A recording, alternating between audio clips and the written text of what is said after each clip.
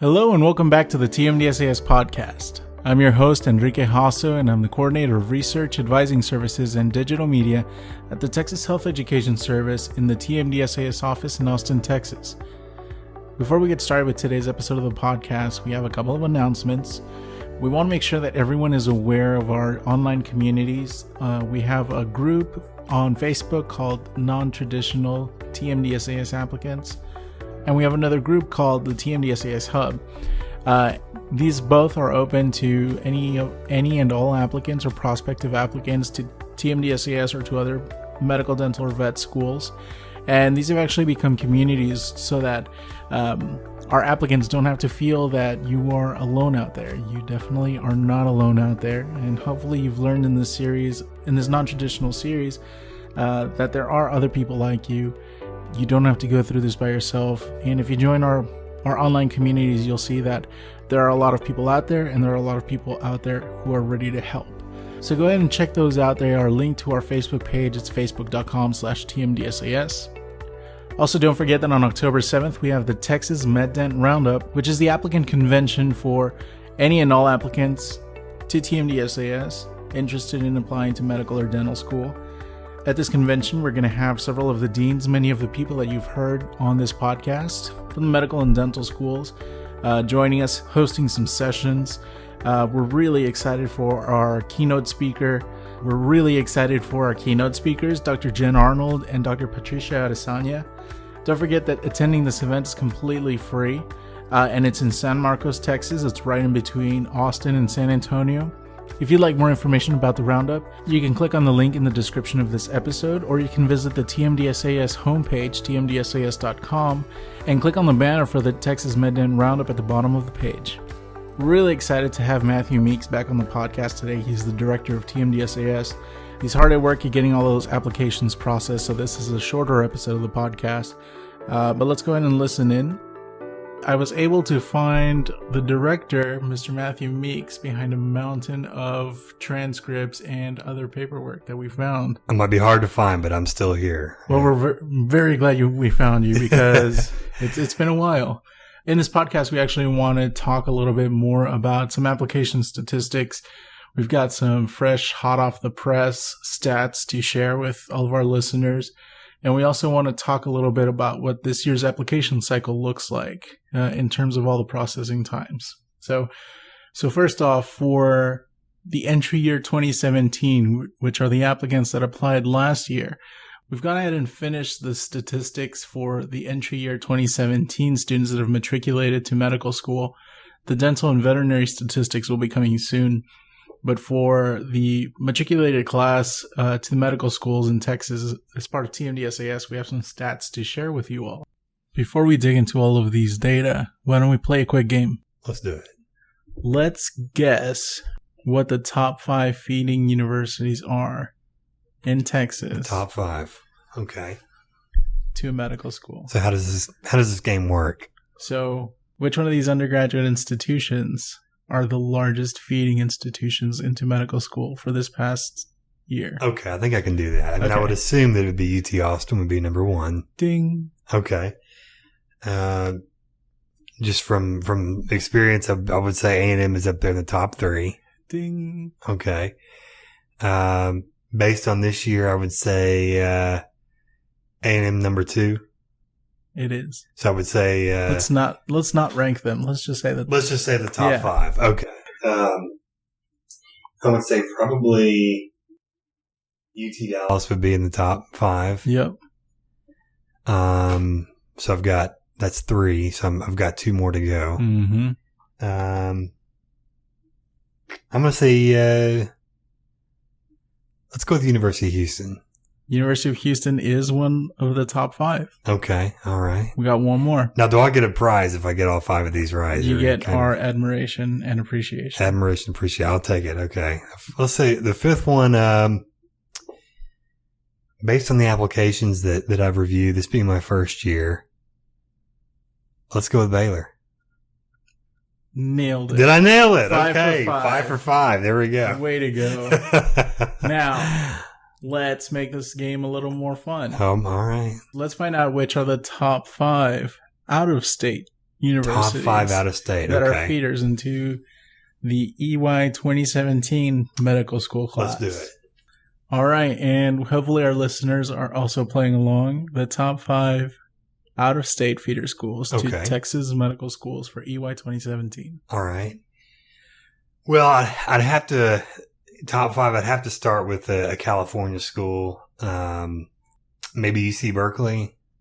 No. No. Okay. UCLA? No. Really? Yeah. Okay.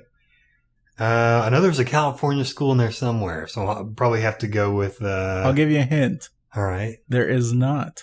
There's not? There is not a California school in the top 5. Okay. Yeah. Well, I know Washington University St. Louis is going to be one. Ding. Okay. Yep. All right, there's one. Harvard? Is not on this Harvard list. Is not on the the list. top of the list. All right, so let's see. Probably University of Oklahoma. Yes, it is. They are on. Okay. Mm-hmm. Okay. Top 5. So I've got 2. You got 2 of the 5. 2 of the 5. University of Oklahoma and Washington University St. Louis. Mm-hmm. So, University of Oregon. Well, I know that BYU's got to be on that list. Absolutely. That's 3. That's okay. University of Utah is not on the list. Mm-mm. Okay. So I've got 3 of the 5. I might let's go ahead and get a hint on the. Can I call a friend or? Sure, you can call me. Okay. It's in Tennessee. Tennessee. Is University of Tennessee on the list? It is not. Not University of Tennessee. Nope. Vanderbilt? Yes. Really? Vanderbilt's the top 5. Okay. Yep. Wow. For EY 2017. Okay. Medical school admissions. All right. We got one more. One more. Okay. Phoning a friend. This school is in Ithaca, New York. In New York. Okay. So let's go with New York, Ithaca. Cornell's in Ithaca. Yes. Okay, Cornell. Cornell's the 5th one on that list. One. Okay, so we've got all 5. So we have Cornell, we have BYU, mm-hmm. we have University of Oklahoma, we have Washington University St. Louis, and we have Vanderbilt. Mm-hmm. Okay, all 5. Wow. Yeah. Fun game. While we have you here on the podcast, we want to talk a little bit about this year's application cycle. Yeah. Now, something's up. Something's going on. Just about every time I pass by, somebody's calling, asking why it's taking so long for the applications to be processed. And there's a very, very simple answer to this. So I want to give you the opportunity now to address that. Why are we so far behind in processing applications? Well, we are a bit behind, sort of on par with where we were a couple of years ago. Mm-hmm. But we had a large influx of applications early in the cycle, more so than last year. And then also we have more applications, that have been started this year than in any other year, over 1,000. Wow. So, there's, a larger volume of applications but we're working to try to decrease the amount of time, the number of days, mm-hmm. That it's taking to get through the application pool at the moment. So. Yeah. And kind of behind the scenes, I've actually seen those numbers dropping pretty quickly. Yeah. So the new process is working. Just to give some perspective on these numbers, at this point in the application cycle for EY 2016, the students that started medical school last year, there were 10,416 applicants, which was 473 more than the previous year at that point. Last year at this time, we had 10,860 applicants, which was 444 more applicants than that point in the previous year. And this year we have, at this point in the cycle, 11,909 applicants, which is 1,049 more applicants than this point last year. No wonder you all are behind. We got a whole 1,000 applications in addition to all the other applications that have come in. So with 1,000 plus more applications, clearly it's taking a little bit longer, especially, we have some applicants that don't even fill out their coursework. Right. And that takes up some additional processing time. This is a good time to address that. What can an applicant do to ensure that their application goes through without any issues? And we essentially have two queues, and I don't know that the applicants are aware that it works this way, but an application is processed. But if there are any issues with the application, then it goes into a problem queue, and those applications can take a while to sort through. Mm-hmm. And so I could mention a couple things that the applicants could look out for, especially in these last couple of weeks. We have about 30 more days of that the application will be open.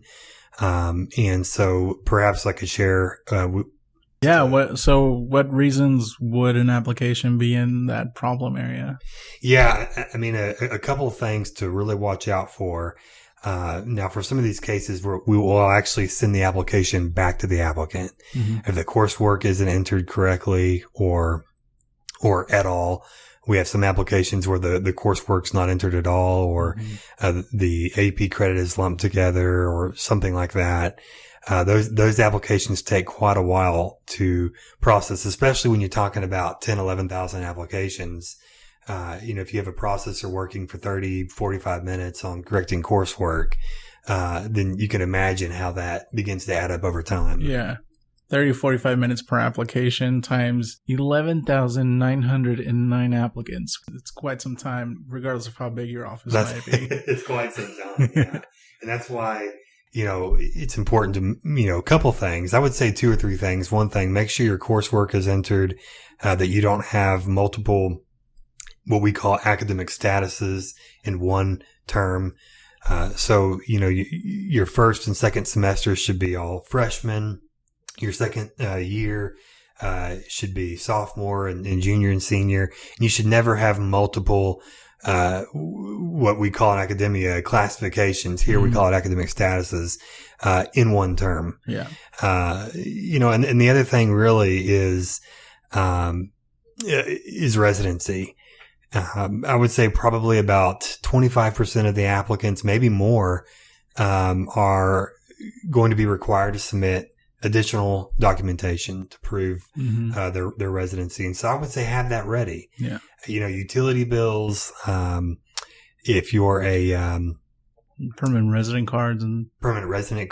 So that, when you're throwing in 11,909 applicants and considering all of those additional aspects that go into processing of an application before medical school even sees what's on there, that really puts the onus on the applicants to make sure that, anytime they're hitting that submit button, their application is already in the best possible state. And as we're getting closer to the application closing date, it becomes even more important that applicants not have any problems with their application, because there comes a point where we cannot afford those opportunities to fill in additional coursework. And we only send back applications when the students don't fill out their coursework correctly. But if somebody submits an application and leaves a placeholder for their essays, like say, enter essay here, and they hit submit accidentally, we do not submit their application back to them, do we?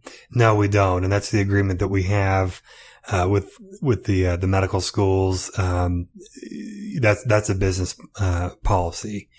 In practice for us, we don't unsubmit an application for, and that happens quite a bit. We'll see. That's something else to talk about.